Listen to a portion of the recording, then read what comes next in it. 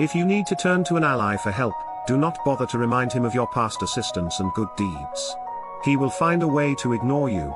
Instead, uncover something in your request, or in your alliance with him that will benefit him, and emphasize it out of all proportion. He will respond enthusiastically when he sees something to be gained for himself. In your quest for power, you will constantly find yourself in the position of asking for help from those more powerful than you. There is an art to asking for help, an art that depends on your ability to understand the person you are dealing with, and not to confuse your needs with theirs. Most people never succeed at this, because they are completely trapped in their own wants and desires. They start from the assumption that the people they are seeking help from have a selfless interest in helping them. They talk as if their needs mattered to these people, who probably couldn't care less. Sometimes they refer to a larger issue like a grand cause, or grand emotions like love and gratitude. They go for the big picture when simple everyday realities would have much more appeal. What they do not realize is that even the most powerful person is locked inside needs of his own. And that if you make no appeal to his self-interest, he merely sees you as desperate, or at best, a waste of time. Successful people are pragmatic.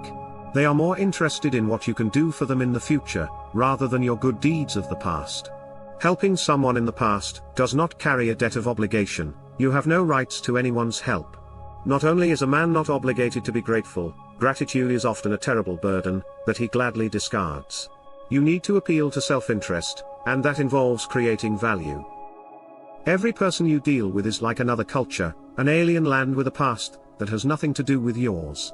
Yet you can bypass these differences by appealing to his self-interest. Do not be shy in telling him what you offer, and how it will benefit him.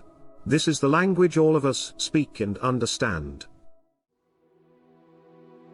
A key step in the process is to understand the other person's psychology. You must distinguish the differences among powerful people and see what makes them tick. Is he vain? Is he concerned about his reputation or social standing? Does he have enemies you could help him vanquish? Is he simply motivated by money and power? When they ooze greed, do not appeal to their charity. When they want to look charitable and noble, do not appeal to their greed. Understand that not everyone can be approached through cynical self-interest. Some people will see a blatant appeal to their self-interest as ugly and ignoble.